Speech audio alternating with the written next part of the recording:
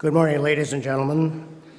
On behalf of the Military Veterans Coalition and the town of Hilton Head Island, thank you for joining us this Saturday morning, and welcome to our island's Veterans Day commemoration. My name is Mitch Leclaire, and I am the president of the Hilton Head Area chapter of the Military Officers Association of America. The Military Veterans Coalition of Hilton Head is comprised of 4 organizations. They are the American Legion Post 42 and 185, the Savannah and Hilton Head chapter of the Navy League of the United States, and the Hilton Head Area chapter of the Military Officers Association of America. Together, all 4 organizations sponsor this event, as well as our island's Memorial Day observance. The Military Officers Association of America includes officers from all uniformed services: Army, Navy, Marine Corps, Air Force, U.S. Space Force, Coast Guard, National Oceanographic and Atmospheric Administration, Merchant Marines, and Public Health Service. Members of our chapter work side by side with the other organizations to promote our community and charitable activities that help veterans and active duty service members and their families in and around the Hilton Head Island area community. If you are eligible to be a member of one or more of these organizations, but have not yet joined, I invite you to do so. You will enjoy being part of a great fellowship. Moving on with today's program, we are especially pleased to have the assistance of the Hilton Head Area High School Navy Junior Reserve Officers Training Corps cadets, including the Color Guard led by Cadet Lieutenant J.G. Susanna Mogul. As you see, several cadets are also here today as greeters and ushers. The Navy Junior ROTC program at Hilton Head High School is under the leadership of Lieutenant Commander Matthew Pfeiffer, U.S. Navy, retired. Commander Pfeiffer has served as the senior naval science instructor at Hilton Head High School for more than 20 years. We are very fortunate to have a large number of the Hilton Head Choral Society and their new artistic director, Dr. Dustin Owsley, with us today. Dr. Owsley comes to us from Charleston. As most of you probably know, the Choral Society has been bringing music to the island for over 40 years. If you have not been able to attend one of the concerts performed by the Choral Society, I highly recommend that you attend one soon. We very much appreciate the participation again today by our bugler, Billy Howe, who has donated his time for many years to the Memorial Day and Veterans Day ceremonies. Billy is a member of the very popular Headliners Band. Our chaplain today is United States Navy Lieutenant Byron Johnson. Chaplain Johnson and his family came to us today from the Marine Corps Recruit Depot at Parris Island. Thanks to the Johnsons for being with us here today. And a very big thank you to everyone and to you all for joining us on this very important national holiday to honor all our veterans and active duty men and women of the uniformed service. Will you please stand as you are able for the invocation and the presentation of the colors, then remain standing and join us in reciting the Pledge of Allegiance and as the Choral Society leads us in our national anthem. Chaplain Johnson, the invocation, please.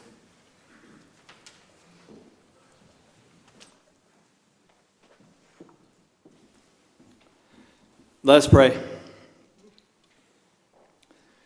Lord, as we come together this morning for our Veterans Day ceremony, let us be thankful for our families who keep the home front going despite all the chaos around us. Let us be thankful for our veterans who gave us the ultimate sacrifice that died in combat. Bless and comfort their families, knowing that they fought for our freedom. Lord, you gave us the gifts of sacrifice and freedom. Give us a heart to have the courage to live our lives in a sacrificial way for our families, friends, and country. Protect us as we go into harm's way to fight for freedom that we enjoy and cherish. Block out all distractions in our minds to hear the inspiring stories from our speakers. Fill us with your Holy Spirit and give us peace and discernment as we enjoy this ceremony and time together. Amen.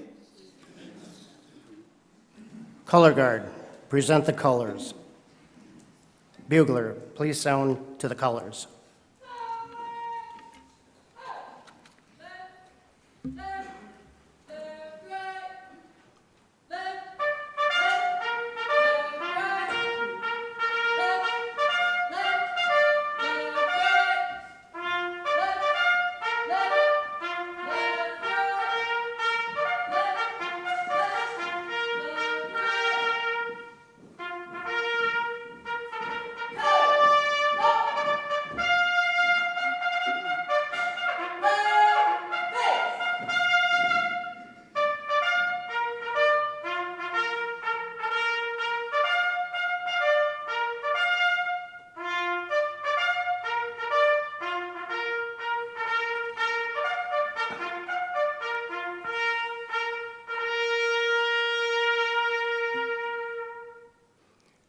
Mr. Leonard Law, commander of the Arthur E. Wiley American Legion Post 42, will now lead us in the Pledge of Allegiance.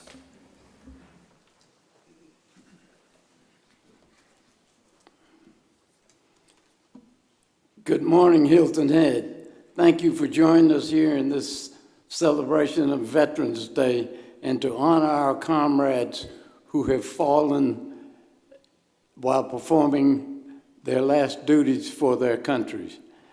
We thank you for joining us. My name, as printed in the poster, is Leonard Law. I'm Commander Post 42 of the American Legion. There are two posts here on the island, Post 42 and Post 85.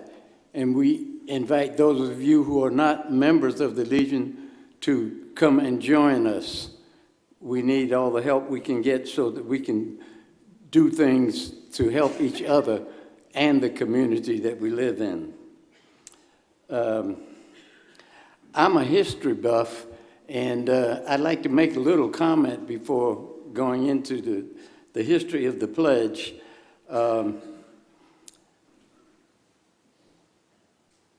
Post 42 was founded and chartered by the American Legion in 2014. So we'll be celebrating our 10th anniversary next year, and you can expect to hear more from us later on that. Post 42, are you here? All right, we have members of Post 42 present with us. I'm a history buff, as I said, and I want to give you a little background on the Pledge to the Flag. The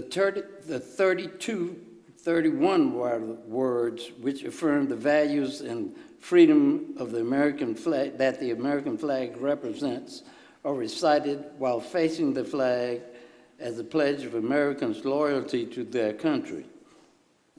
The Pledge of Allegiance was written on the 400th anniversary in 1892 of the discovery of America. A national committee of educators and civic leaders planned a public school celebration of Columbus Day to center around the flag, included with the script of the ceremonies that would culminate in raising the flag as the pledge. So it was in October of 1892 Columbus Day programs that school children across the country first recited the Pledge of Allegiance in this way. I pledge allegiance to my flag and the republic for which it stands, one nation indivisible, with liberty and justice for all. Controversy continues over whether the author was the chairman of the committee, Francis Bellamy, who worked with a magazine of young people that published the pledge, or James Upham, who worked for the publishing firm that produced the magazine. The pledge was published anonymously in the magazine and was not copyrighted. According to some accounts of Bellamy as author, he decided to write a pledge of allegiance rather than a salute because it was a stronger expression of loyalty. Something particularly significant and even 20 years after the Civil War ended. One nation, indivisible, referred to the outcome of the Civil War, and liberty and justice for all expressed the ideas of the Declaration of Independence. The words "my flag" were replaced by the flag of the United States in 1923 because some foreign-born people might have in mind the flag of the country of their birth instead of the U.S. flag. A year later, "of America" was added after the United States. No form of pledge received official recognition by Congress until 1942, when it was formally included in the U.S. Flag Code. The official name of the Pledge of Allegiance was adopted in 1945. The last change in language came in 1954, when Congress passed the law which added the words "under God" after "one nation." Originally, the pledge was said with the hand in the so-called Bellamy salute, with the hand resting forward across the chest and the arm extending out from the body. But once Hitler came to power in Europe, some Americans were concerned that the position of the arm and hand resembled the salute rendered by the Nazi military in 1942. Congress established the current practice of rendering the flag with the right hand placed over the heart.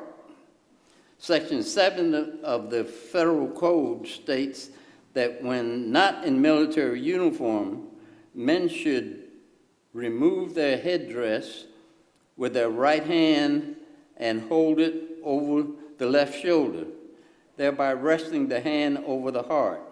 People in military uniform should remain silent, face the flag, and render the military salute. The Flag Code specifies that any future changes in the pledge would have to be with the consent of the President. And now, for those of you who are able, if you would stand, please, face the flag and make the proper salute. I would recommend that members of the American Legion that you remove your cover, place your hand inside and hold it over your heart. And now let us in unison repeat the pledge to the flag. I pledge allegiance to the flag of the United States of America and to the republic for which it stands, one nation, under God, indivisible, with liberty and justice for all. I thank you. The Choral Society, under the direction of Dr. Dustin Owsley, will lead us in the singing of the national anthem.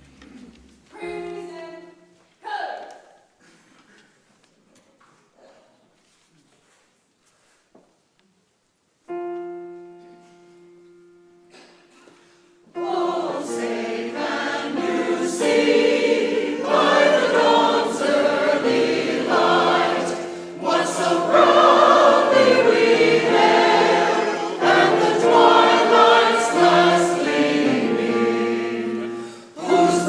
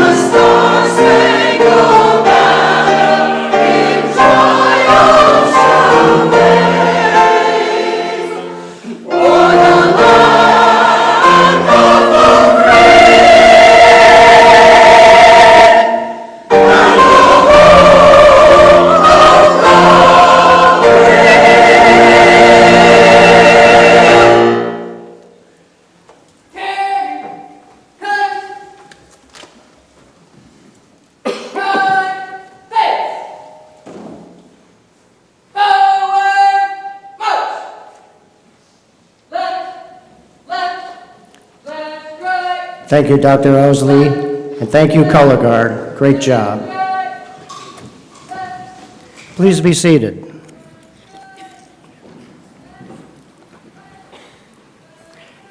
To begin with, I'd like to acknowledge the presence of the distinguished dignitaries and honored guests that we have with us today. First of all, the Honorable and Mrs. Allen Perry, Mayor and First Lady of Hilton Head Island, Mr. Roy Brown, Jr., and Stephanie Brown, the co-founders of Operation Patriot's Forward Operating Base, keynote speakers. Member of the South Carolina House of Representatives, representing District 123, Jeff Bradley. Hilton Head Island Town Council member Patsy Brisson. Council member Tamara Becker. Council member Glenn Stamford. And Town Manager Mark Orlando.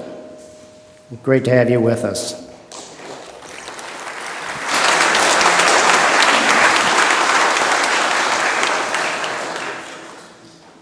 At this time, I'd invite all members of the Armed Forces, veterans, and active duty members who have served and are serving to please stand as you are able so we may thank you for your service.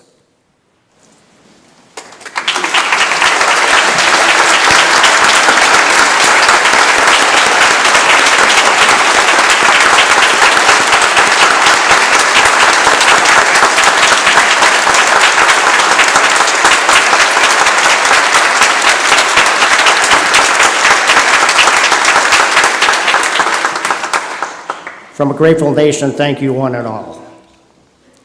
It's now my pleasure to introduce Mayor Perry.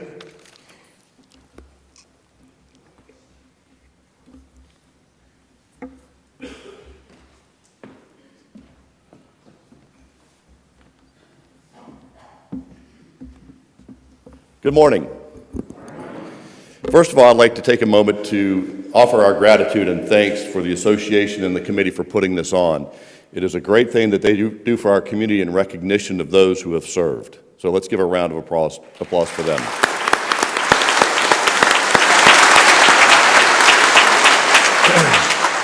There's a line out there that says, if service is below you, leadership is beyond you. I will tell you that our veterans not only have service above self, they have sacrifice above self. And for that, we must be grateful for. They have given us the life of freedom. They have given us the ability to live our lives as free Americans under God. They've given us liberties. They've given us so much. Whether present with us today or gone, they're all in our hearts. From my nephew to my father-in-law to my grandfather, who all served, and to all of you that have served, thank you. You are leaders, whether of 1, 10, 100, 10,000, or all. You have led and sacrificed for us, and we could not be more grateful to you for that. Thank you.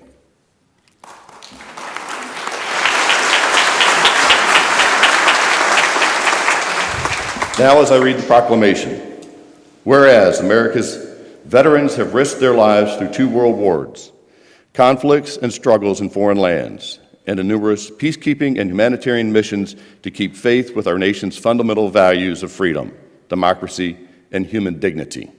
And whereas these patriots' service and sacrifice for the United States of America has enriched the lives of its citizens with peace and prosperity and shaped a brighter future for nations around the world. And whereas Hilton Head Island Town Council recognizes that this island community is blessed with a significant number of veterans who remain loyal and committed to their country, state, and town. And whereas Town Council recognizes that our town veterans play an important role in civic, government, and charitable causes with the same dedication and effort they displayed while serving our community.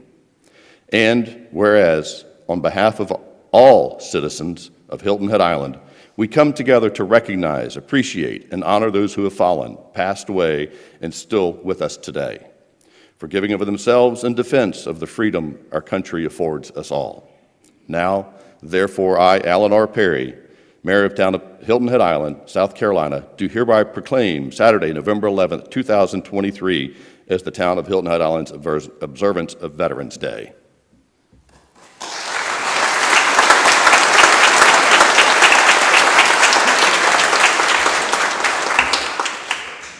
Thank you, Mayor Perry.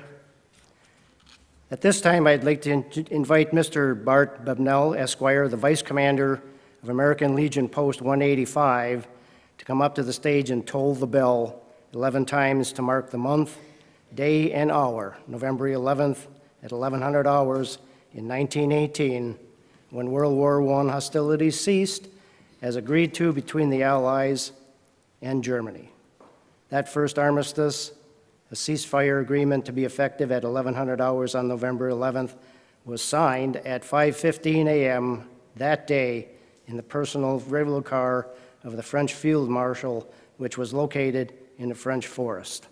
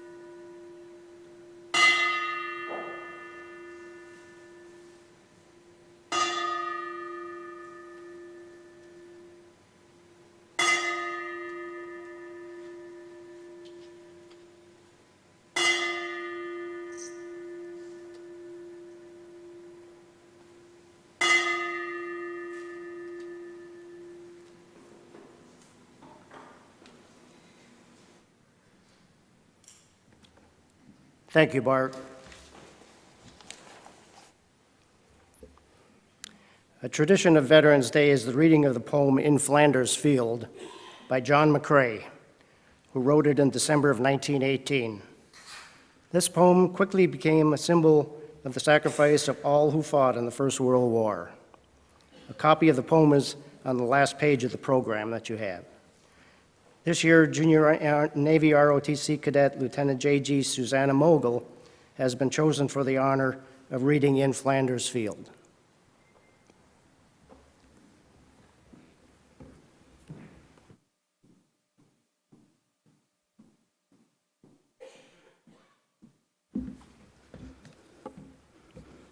In Flanders Field by John McCrae.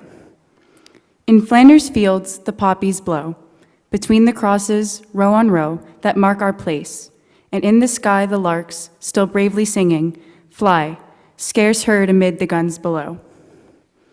We are the dead. Short days ago we lived, felt dawn, saw sunset glow, loved and were loved, and now we lie in Flanders Fields. Take up our quarrel with the foe.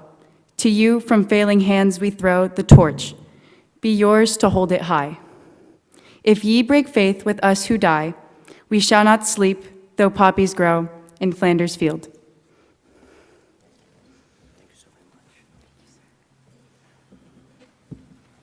Thank you, Cadet Mogul. Been very busy this morning.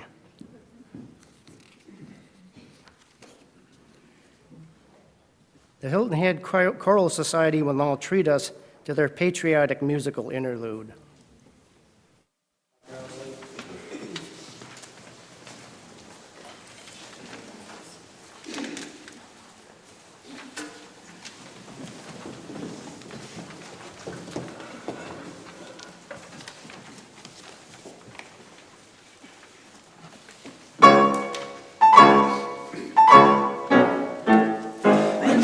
Marching home again, hurrah, hurrah, we'll give him a hearty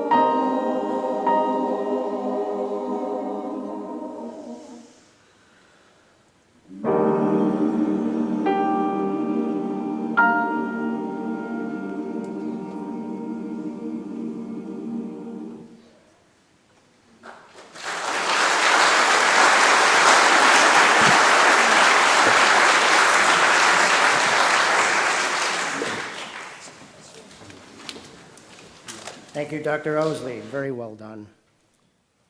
I want to call attention to the wreath that we have to my right. It's a commemorative wreath, which normally we would transport and put on the stand, but due to the configuration of where we're at today, it was better to have it as a static display. But it's to remember those who have served, those who are serving, and those who gave the ultimate sacrifice in defense of the liberty and freedom that we enjoy so richly.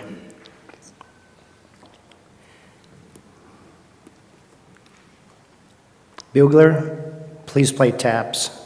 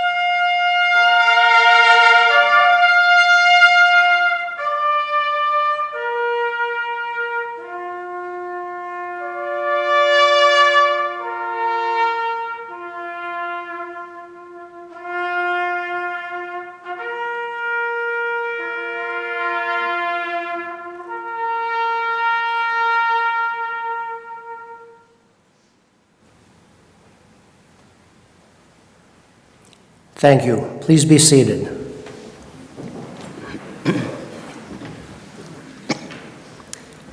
Now, the Hilton Head Choral Society will lead us in a lively Armed Forces musical salute. As you hear the song of your branch of service, please stand and join in singing in the lyrics. Dr. Owsley.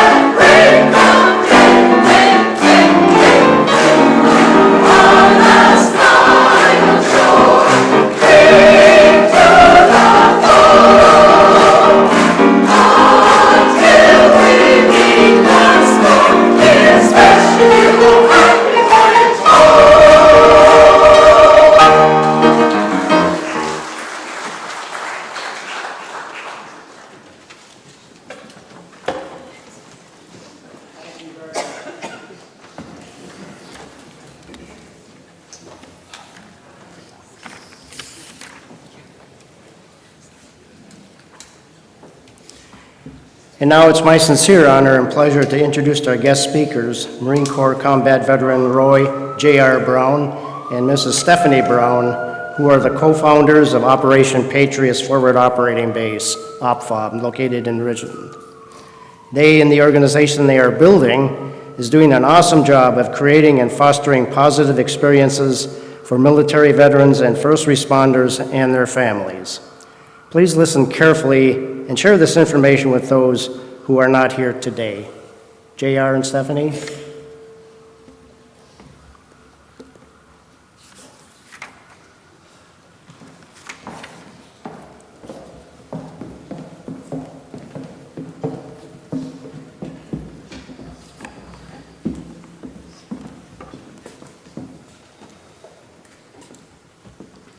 Good morning, everyone. Can you hear me? Okay. All right. Well, thank you for allowing us to be here today. Spread the word of OPFOB. First, I'd like to say happy birthday to all the Marines out there. Happy 248, Semper Fi.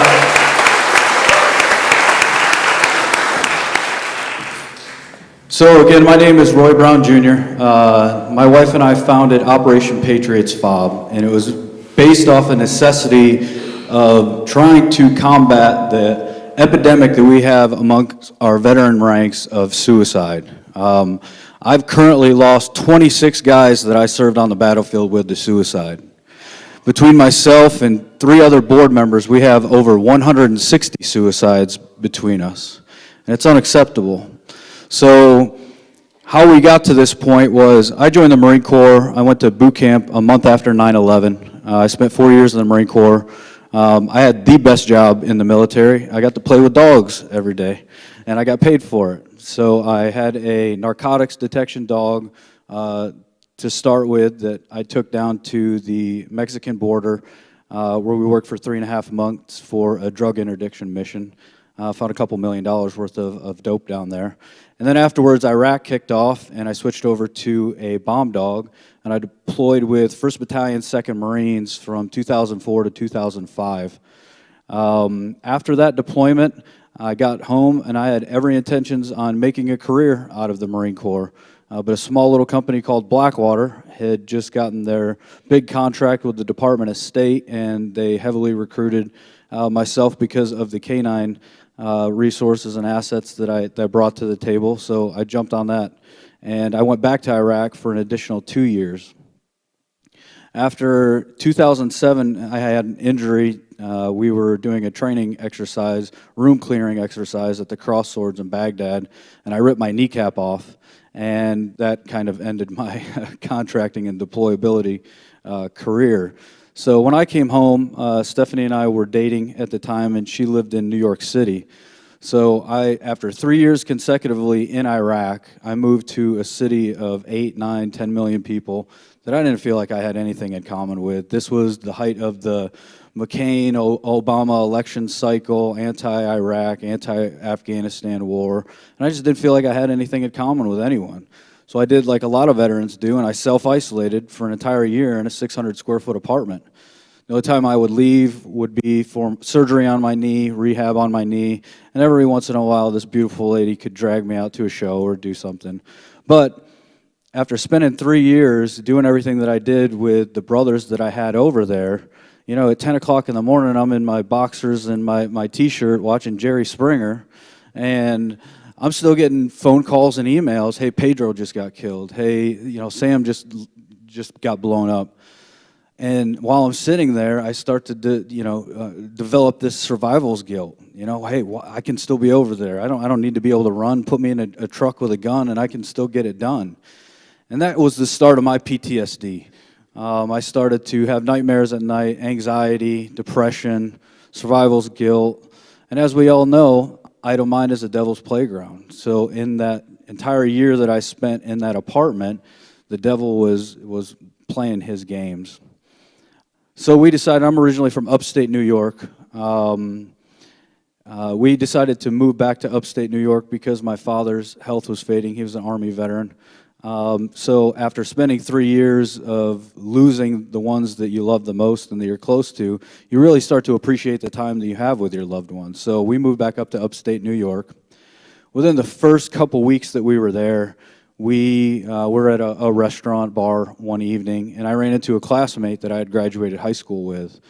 And, we embraced each other, gave each other, hey, how you doing, how you doing? And he's like, hey, did you hear what happened with Francis McNally? Well, Francis and I grew up 2 doors down from each other in rural outside New York, outside of Ithaca, New York. Grew up in a dairy farm area. Well, anyways, we'd play outside. We played sports together, video games together, chased girls around, had a good time. But when I was in the delayed entry program in 2001, as we all know, our recruiters try to get you to get all your friends to join with you. So I convinced Francis to join the Marine Corps with me. And when we got in the Marine Corps, he ended up out on the West Coast. I ended up back here in the Low Country. And anyways, my friend and classmate that I was speaking to said, well, Francis got home from Iraq last week, and he put a shotgun to his head and ended his life. So he was the first of the 26 that I have lost to suicide. So fast forward a little bit. I took advantage of the post 9/11 GI Bill. I got accepted into Syracuse University's business program. While I was up there, I did an internship with a Congresswoman, Anne Marie Burkle, while I was up there. And I was doing some military liaison type of things. And mind you, I'm still struggling myself. And we helped a World War II veteran get some medals that he never received but deserved. We helped a lot of veterans navigate the VA world. Well, that was just something that sparked a passion in me of like, wow, this feels good to be able to give back to other veterans that were struggling more than I was, or at least what I thought. So I found an organization called Labs for Liberty, which was based outside of Salt Lake City, Utah, where we would train service dogs for the special operations community. So I took that skill set that the Marine Corps gave me and transitioned it into training service dogs for these veterans. Dogs literally saved my life on the battlefield and off the battlefield. So again, it felt good to be able to pass that on to other veterans. Well, while I was there, I was taking veterans and dogs back and forth to Utah, and they had 35 acres right up in the mountains. We would go out there and we would get on side-by-sides and ATVs and go ride around. They had a pistol and a rifle range that we would shoot. We'd do some fly fishing, we'd do some hunting, and doing things that veterans love to do, most of us do. But at the end of the day, we'd sit around the bonfire and share our lives and our stories with each other.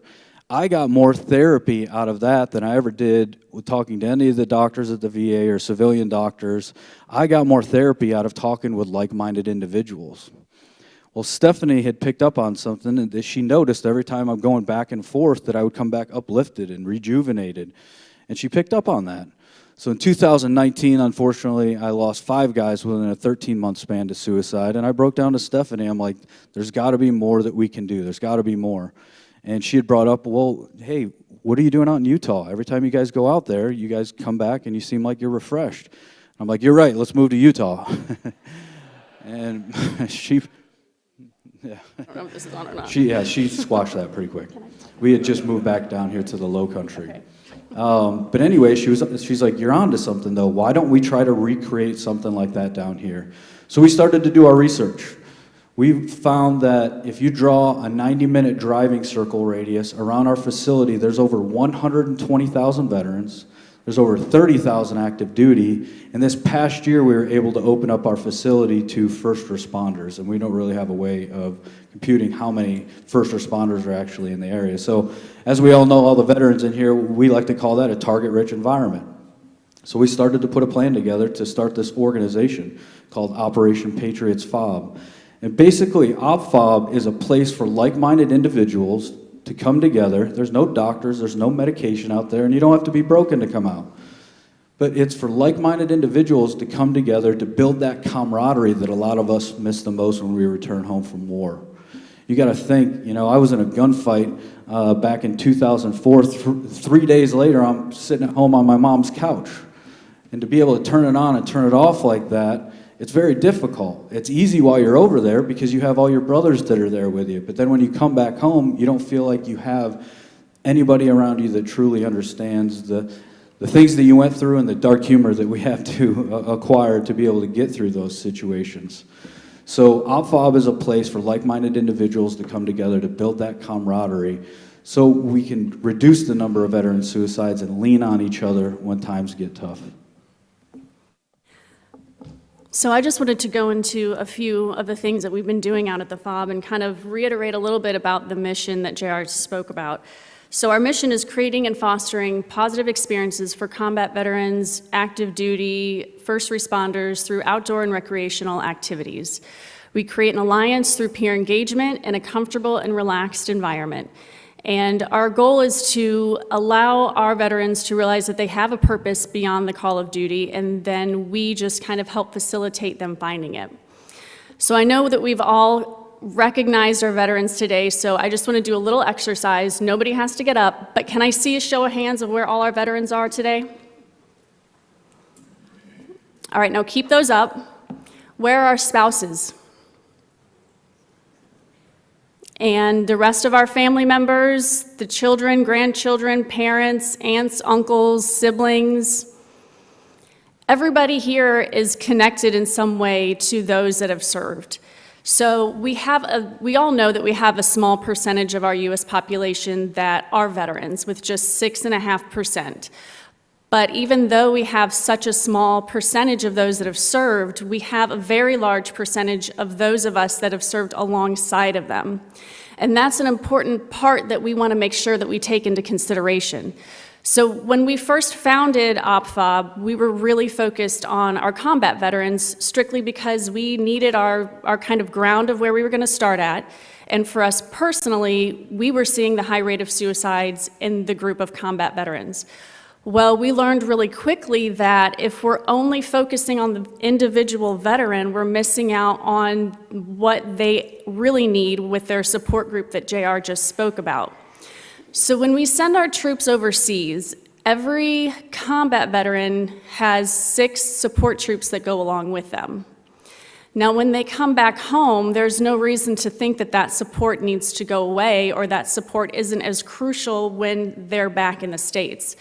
And that's where the spouses come into play and the rest of the family and the community who needs to come in and be able to support what that's going to look like moving forward. Because a lot of times that purpose that you had and that target that you had when you were overseas that you focused on, and when you were deployed with your troops, everybody was focused on, you come back home and that focus gets a lot more blurry and it's hard to really understand where it is that you're going. So just having the community around you that can really rally and help keep you focused, to regroup and refocus, like we like to say at OPFOB, is essential to the whole process of being able to move forward. So we've only been around for 3 years, we're still very new, but we're experiencing a lot of growing pains, which is what we want to as a new organization, but it just goes to show that what we're providing is very well received and needs to continue to be provided for our veterans and active duty when they're here. So I just want to give a little snapshot as to what we've been able to accomplish. We have had, so far this year, over 7,200 warriors come through our gates, which is up 180% from our total visitors in 2022, and we still have a couple more months left to go. We've gained over 1,000 new volunteers, a lot of which are our veterans and active duty wanting to give back. We've held over 300 retreats that we've had participants in, and almost 800 engagements in our one-day outings. We have a weekly coffee and camaraderie that we host every Saturday. We had about 200 participants on a monthly basis last year, and we're up to about 300 this year. We started a new program called Coffee and Fellowship, where a group of our veterans and first responders meet at a local coffee shop once a week. We've hosted numerous retirement and promotion ceremonies out at our barn, and we were also able to open up this past year to include our first responders as well. And that's really just what we're focusing on at the FOB. this past year have been able to grow beyond that. We stay really focused on our mission of providing outdoor recreational activities and camaraderie on the FOB, but we know there's a lot of support that needs to go to our veterans out in the community as well. This past year, we were able to raise almost $70,000 in emergency grants for some of our veterans in need. We facilitated raising $30,000 for a local police officer and retired Marine in Beaufort County that was injured on his, hit by a drunk driver on his way to work one morning. With the help of Lennar Homes, we were able to facilitate one of our Gold Star families getting a mortgage-free home. With the help of the Home Depot Foundation, they were able to pull their volunteers together to build 4 playhouses for some of our veterans' families. They have helped renovate one of our veterans' home that was in a lot of need, and they've also helped us to improve our facilities on the FOB as well. We've provided almost $20,000 here locally during the holiday season to our troops at the 3 bases here in Beaufort County to help with their holiday needs. We were able to provide a trip, kind of like a Make-A-Wish family vacation for one of our veterans who came down with a case of terminal cancer. And we also, one of our big goals is to support other local nonprofits that have the same mission of helping out our veterans as we do. And we're very lucky. So tonight we actually have an event on the island at the Westin, our second annual Dinner for the Heroes. And one of our close friends and partners, another Marine, is actually with us. And we're going to, come on up, Sean. So to what Stephanie's talking about, we stay in our lane, but we partner with different organizations that are like-minded that try to do the same things. Sean has an organization he's going to tell you about real quick where we have the same exact mission, just in a different area. But that's what we're trying to do, is build a coalition of different partnerships and different organizations that we personally vet that we can actually send veterans to.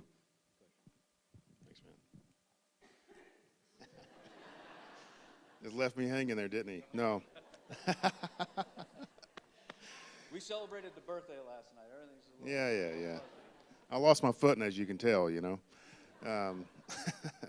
But ladies and gentlemen, thank you so much for having us here today. It is a big honor to be able to have influence here in the Low Country. I'm a native of Georgia. Originally, our organization called Wings of Valor Lodge that began November of 2019, around the same time frame as OPFOB, is actually established in 45 minutes south of Sioux Falls, South Dakota. Our mission is to do the similar banner carry, but we're using the hunting aspect to get out to help impact mind, body, and spirit.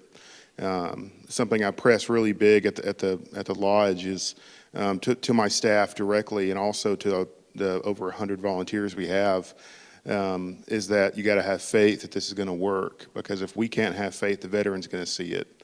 And I think that, you know, being in the setting we're in, it's probably appropriate to bring this up. But you know, after Jesus was crucified, Thomas didn't believe that he had came back. He wanted to touch and feel. He had to have something kinetic. And a lot of us in here are kinetic. We're kinetic learners.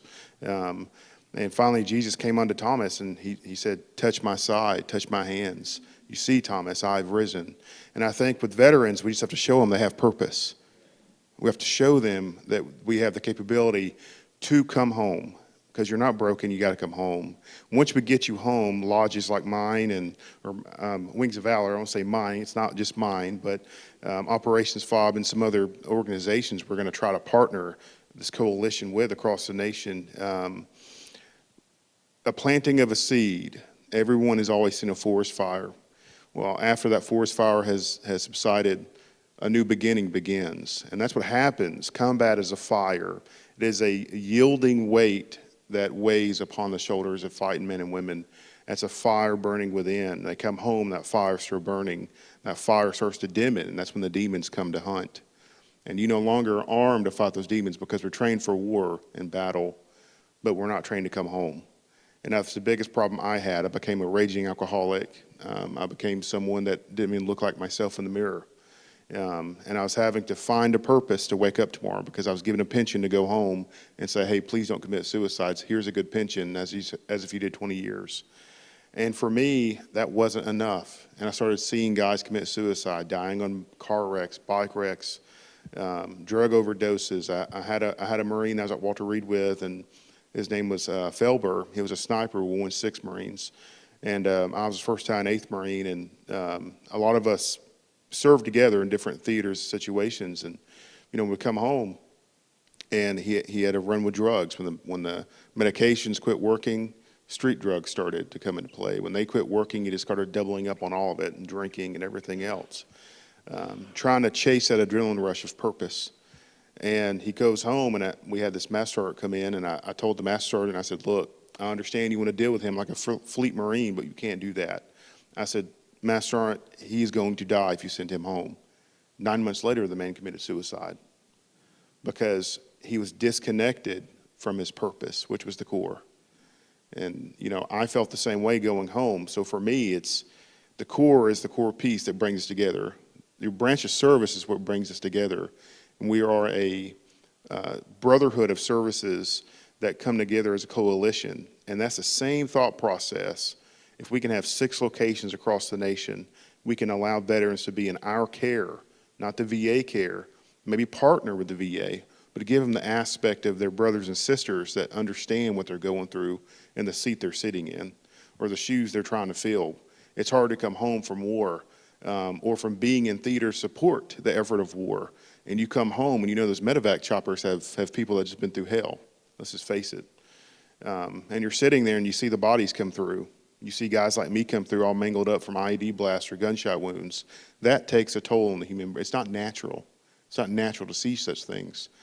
And so for me, I think it's better for us that have been there to help plant the seed of a new beginning, a breath of fresh air for these veterans. Myself included, JR, we have also seen over the past 5 years the atrocities that's happened across our cities and the first responders that are suffering, that are veterans themselves. They've just returned from 20 years of war, and now they're fighting war, and now in their streets. And we are going to become the next generation of Vietnam-era veterans.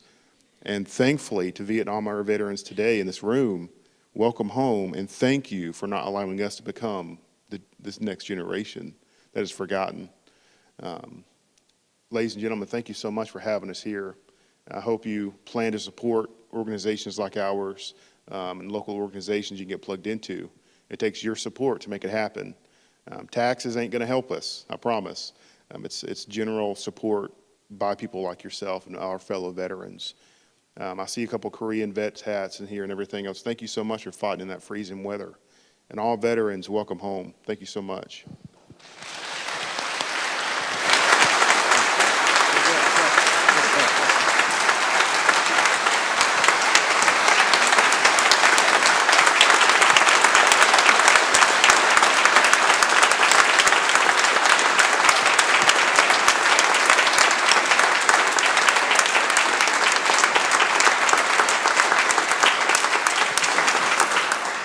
And lastly, real quick, call to action. If you are a veteran, a first responder, a family of a veteran or a first responder, pick up the phone, call your battle buddies.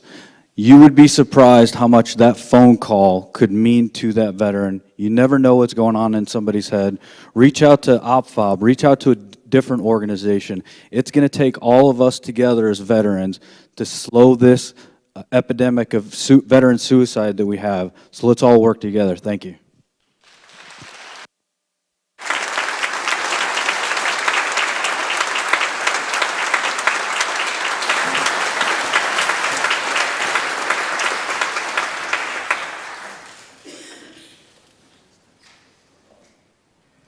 Before we retire the colors, Chaplain Johnson, will you say the benediction as we end this ceremony and go our various ways?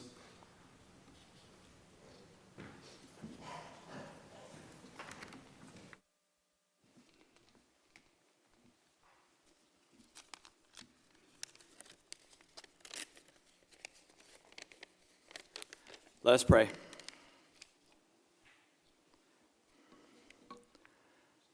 Lord, as we depart this morning from this Veterans Day ceremony, let's be thankful for all the families, speakers, singers, guests, and Mayor Perry for allowing us to have the ceremony on this beautiful island. Bless us as we go out from here to be the light through your Holy Spirit by blessing others with our service to you, Lord, our families and country. Mold us and shape us into your image to be in line with your will for our lives, to leave a legacy for others to follow. Let us have faith, honor, and discipline to serve with a righteous heart, to keep our families and friends safe and secure in your holy hands.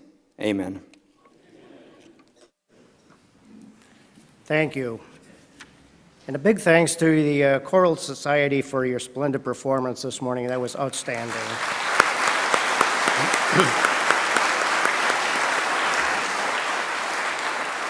JR, Stephanie, and Sean, thank you so much for your presentation. Great message.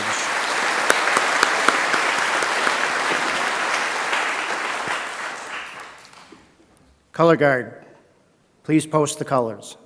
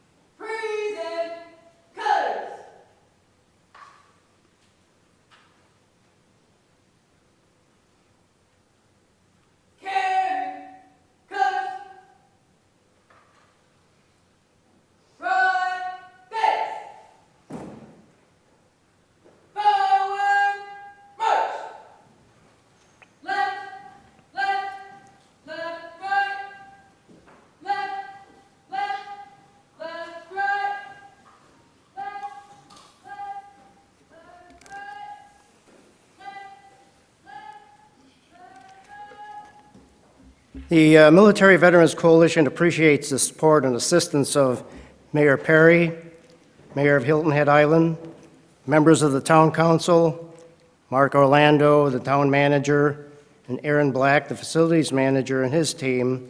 Special thanks to Lieutenant Commander Matt Pfeiffer, the United States Navy, and the Hilton Head High School Junior and Naval ROTC Cadets, Bugler Billy Howell, and Dr.